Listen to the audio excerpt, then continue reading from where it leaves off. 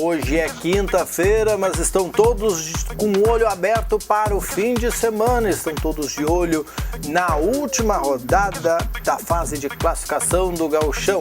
Tem Lajeadense e São Paulo, ou São Paulo e Lajeadense lá em Rio Grande. Tem Internacional e Passo Fundo em Porto Alegre. Em São Leopoldo tem Grêmio e São José. E hoje, daqui a pouco, tem a LAF e a Sueva, é a final da Copa dos Vales no futsal. É agora, no Papo de Boleiro.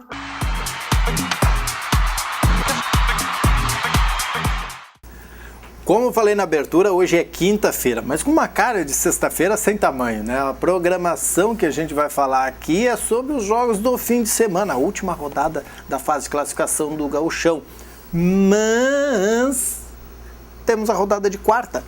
Quarta-feira teve o jogo atrasado de Internacional e Ipiranga. Da sexta rodada do Campeonato Gaúcho, vitória do Inter por 1-0. O Inter, com esse resultado, assumiu a liderança isolado na tabela do Gauchão aí, com 31 pontos, 2 a mais que o Grêmio. Nessa fase final, os dois agora entram na última rodada, brigando por essa liderança, o time colorado na frente. Mas o fato marcante dessa partida, né, Márcio, não poderia deixar de ser, foi a questão do Fabrício, né, um jogador que teve um descontrole total, já fez gestos obscenos para a torcida e tal, e acabou expulso, disse que não joga mais no Inter, não sei o quê. Jogou a camisa no chão, Jogou a camisa no chão, brigou com os jogadores, teve que ser controlado ali por segurança e tudo mais. E o Fabrício, nesse episódio lamentável aí, parece que deve estar encerrando sua carreira internacional. O presidente Vitório Piffer, após a partida, comentou que vai decidir somente na segunda-feira, após a Páscoa, o que vai ser tomada a decisão, mas o jogador está suspenso, né, por esse período, não atua no final de semana, né, até em função da própria suspensão, por ter sido expulso. Mas o certo é que o Fabrício encerra o seu capítulo aí de forma melancólica com a camisa internacional, jogador que jamais foi unanimidade entre os torcedores, né, e encerra dessa maneira, tendo brigado com o seu maior desafeto, vamos dizer assim, ao longo da sua passagem, que foi o próprio torcedor, que vaiou ele muito nesse período, mas não é motivo nenhum, não dá para esquecer que o torcedor é cliente do clube, né? Muitos daqueles ali estão pagando mensalidade para ver seu clube e ajuda a pagar o seu salário, Fabrício, no final do mês. Então, esse tipo de atitude é inadmissível e tomara mesmo que o Fabrício não volte a vestir a camisa internacional. Bom, hoje eu estava acompanhando os colegas da Rádio Gaúcha e na verdade não é uma novidade essa rebeldia dele. Ele já foi expulso várias vezes por ações. O Fabrício em 4 anos foi expulso 8 vezes. É só 8 vezes. Isso é muito para quem não tem essa noção assim. São 4 anos, mas é muito. Uma bolinha dele. Tá louco, sabe? Então, tipo, é um jogador que tem um destempero natural, assim, ferveu o sangue, mas esse tipo de atitude, assim, realmente não dá pra conceber e tomara mesmo que a direção colorada tome atitudes certas e que o jogador realmente não volte mais a vestir a camisa do Inter, até porque foi um próprio desrespeito com o clube e com o torcedor que estava ali presenciando o time. Mas, Diogo, talvez mostre que os clubes devam começar um tratamento, um jeito diferenciado de tratar os seus atletas. Porque eles são... isso já acontece um pouco, acho, na base, né? Um psicólogo, né? Com um médico, enfim, além da parte física. Porque não é brincadeira, né, tio? Não sei se é o caso do Fabrício, se não é o caso do Fabrício, mas os caras saem do nada e daqui a um pouco eles são milionários, e aí daqui a um pouco eles são as estrelas do planeta, né? E podem não estar lá no Barcelona na vida, mas já estando no Internacional, ganham muita grana, tem uma mudança de vida radical e é da noite pro dia, né? Da noite pro dia, exatamente. Às vezes tu faz uma partida no time amador ainda, é contratado e tal, e o seu primeiro contrato já está na casa dos 3 dígitos. Entendeu? Então, tipo, isso hoje, para a nossa realidade do Brasil ainda, que tem muita dificuldade financeira, o povo ainda sofre bastante, ainda que tenha dado uma melhorada, vamos dizer assim, em questão de estruturação, mas ainda só vê a questão do salário mínimo, né? Quanto é que é o salário mínimo do brasileiro hoje. Então, tipo, tu pega um jogador que... Foi o caso do Fabrício, tu falou que não, mas realmente o Fabrício está envolvido, é um desses aí que pode ser nominado. Não, disso eu não sei o claro, não, mas realmente, ele é um jogador que saiu do nada, né? O Inter contratou em 2011 da Portuguesa, de São Paulo, o jogador veio para ser reserva do Kleber, atuou nas grande parte dos anos aí como reserva, até a saída do próprio Kleber, e aí sim o Fabrício assumiu a titularidade por não ter outro para colocar na posição, se consolidou, todos os treinadores ali acabou jogando como titular, mas é um jogador que saiu do nada, recebeu um salário pífio na Portuguesa, e veio com renovação de contratos aqui no Inter, recebendo cada vez mais aumento, e se tornou aí, então, um jogador, então, com pouca instrução, vamos dizer assim, ganhando caminhão de dinheiro, né? Se sente talvez um direito de fazer uma coisa dessa, mas está errado. Por mais rico que tu tenha, por mais ter seu capital, a falta de respeito é enorme e tu não está fadado a fazer isso aí toda hora. Né? Vá procurar o seguro-desemprego, então, seu Fabrício, porque eu acho que no internacional... Eu acho que é questão de clima já, né? É uma questão, o próprio perfil disse, não vou tomar nenhuma medida com a cabeça quente, mas não há como reverter a questão de atitude do próprio jogador e a forma como a torcida recebeu isso, né? Tanto nas redes sociais, quanto no próprio jogo lá no momento. Então, é um momento, talvez, caso permaneça, vai estar entrando um conflito interno muito grande com quem faz o time que acontecer, que no caso é o torcedor. Né? Mesmo que daqui a pouco o clube aceite a permanência dele, mesmo que os colegas relevem tudo que ele possa ter falado, obrigado com os colegas, e o técnico aceite também, o torcedor não costuma aceitar isso. Daí é um problema de rua já também, né? Como é que o jogador vai sair em Porto Alegre caminhando, né? Como, fica complicado, porque faltou respeito sim do seu Fabrício com a camisa e com a entidade internacional. E esse costuma ser um diferencial aqui no Rio Grande do Sul, os atletas estão liberados, eles têm uma vida bacana, né?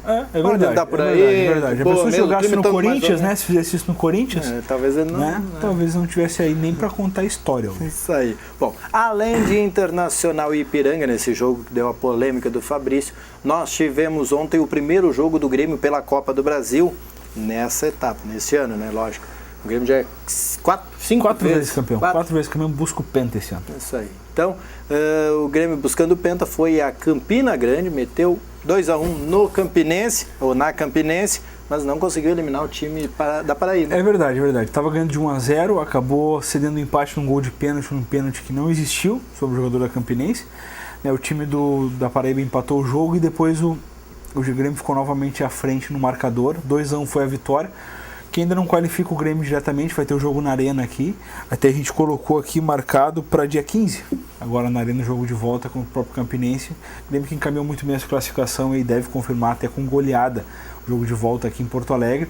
O Grêmio que mostrou um futebol burocrático mais uma vez, teve a questão defensiva como um ponto forte novamente.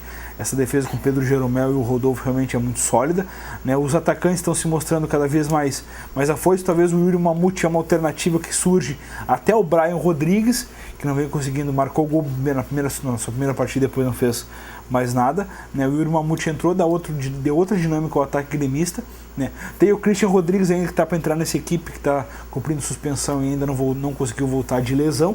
Então o Filipão tem boas alternativas aí para dar uma sequência no Grêmio, tanto na Copa do Brasil quanto nessa reta final de gauchão aí, já que estamos entrando na fase de mata-mata, né? Depois desse final de semana já começa um jogo só. É só um mata, né? É só um mata-mata só na final.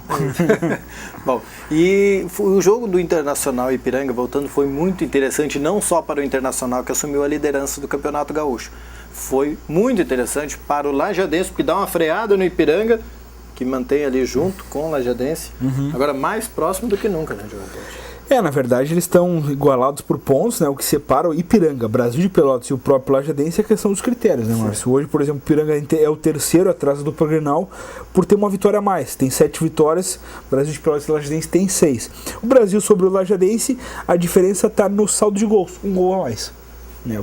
O time de Pelotas tem 7 e o Lajadense tem 6. Então a gente, analisando essa tabela aqui, claro, é muito complicado, mas a gente chega vivo nessa última rodada, buscando até o G4, que eu colocaria com vantagem na fase final, decidir no estádio Alve Azul, pelo menos a primeira partida, né, caso avance.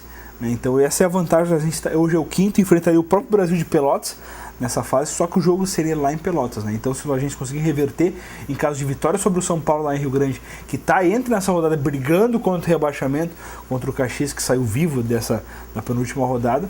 Rodada muito interessante do Gauchão, promete grandes duelos. A gente estava analisando antes com a Helena lá embaixo, a Helena, colega da redação, a questão dos árbitros. Só árbitro graúdo nessa última rodada. O Lajadense caiu o Daronco, tem o Voaden lá em Caxias. O Daronco é o Fortinho. É o Fortinho. Tem o Jean-Pierre, o Vin Diesel, então a gente realmente a escala de arbitragem foi muito boa e tem árbitros certos nos jogos decisivos que vale vaga tanto de rebaixamento quanto na fase de classificação e até no G4. O Lajadense, para ser o tal campeão do interior, que aí já é uma grande daí coisa. Seria um troço mandrake, assim. Além de ganhar do São Paulo lá em Rio Grande, que não é impossível, mas também não é fácil, Lajadense vai ter que contar com o Cruzeirinho, que vai ter que ganhar do Ipiranga em Porto Alegre. O problema não é esse, o problema é contar com a Avenida. Eu ia chegar lá. E contar com a Avenida, mais morto do que não sei o que, enfrentando o Brasil de Pelotas. A Avenida essa semana deve ter liberado uns 10 jogadores, eu acho. Ninguém vai botar a torcida. Vai ter torcedor pra jogar, né? Então é bem complicado. A busca pela agência é pelo G4, aí, quem sabe com saldo de gols, em caso de vitória, e até em derrota de algum desses clubes aí, possa assim entrar nessa fase decisiva aí entre os 4. Já que eu falei da rodada completando, tem São José e Grêmio. Esse jogo vai ser lá em São Leopoldo. Em um pedido da Brigada Militar, até a gente noticiou durante a semana aqui no Jornal Informativo, que o São José e Grêmio ia ser no Passo da Areia, mas em virtude do Inter jogar contra o Passo Fundo também no Beira-Rio no mesmo horário, a Brigada Militar solicitou que não teria policiamento para cobrir os 2 eventos, então solicitação feita à Federação Gaúcha, solicitação aceita pelo Noveleto, o jogo acabou transferido lá para o Cristo Rei, onde vai ser o jogo lá São José e Grêmio. Melhor, né? E lá no Alto da Pouso tem São Paulo e Lajadense, em Porto Alegre aí tem Cruzeiro e Ipiranga, Antônio Vieira Ramos. Em Novo Hamburgo e Caxias. Caxias, né? Caxias está por esse. Novo Hamburgo brigando pela classificação e o Caxias brigando contra o rebaixamento. Jogaço. Leandro Voaden no apito. Barbaridade, do meio. Vamos ver como está o Voaden, né? Lá no Estádio do Vale. E no Alfredo Jaconi, Juventude pega o Aimoré. Ainda no domingo, nos Eucaliptos, tem esse que nós falamos há pouco, a Avenida e Brasil de Pelotas, e o torcedor lajadense torcendo para a Avenida desde criancinha. E no Antônio Davi Farina tem Veranópolis e União Frederiquense, Mortinho também, para encerrar no Beira-Rio, Internacional e Passo Fundo. Lembrando ao torcedor que todos os jogos da última rodada acontecem no domingo, às 4 horas da tarde. Justo. E eu estava falando sempre no domingo, mas todos são, né? Um pouquinho da LAF, rapidinho, para nós encerrar. É Copa dos Vales. Copa dos Vales, daqui a pouco, em Teotônia, você ainda tem tempo de pegar o seu carro e ir ao Ginásio da Água. Jogo às 21 horas, decisão da Copa dos Vales, a LAF e a Soeva, clássico dos Vales. A LAF em busca do segundo título aí, depois de ter vencido em 2011 a competição. Jogo que promete bastante. A LAF com esse elenco de Liga Nacional, um elenco fortíssimo. A Soeva também, com um elenco aí de nível de competições brasileiras. Então, clássico dos Vales, a LAF e a Soeva a partir das 21 horas. Lembrando que antes, a partir das 7h30, tem a STF Teotônia contra a SAF decidindo o 3º lugar. Isso, a região fica torcendo aí pela STF, conseguiu o 3º lugar, que é de Teotônia, do técnico Morruga. Isso. E a LAF, técnico Giba, busca pelo título. É isso aí, quem sabe. Primeiro título do ano, de um ano de muitas competições da LAF. Bem, né? Nós vamos voltar só na segunda, porque amanhã a gente respeita, se a sexta é santa, a gente não trabalha. Tem a santa paciência.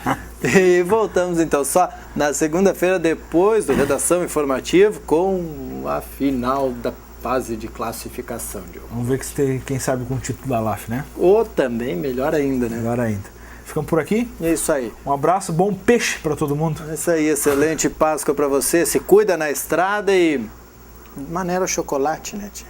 Não. Divide com a gente. Tá. Tchau, Fauti.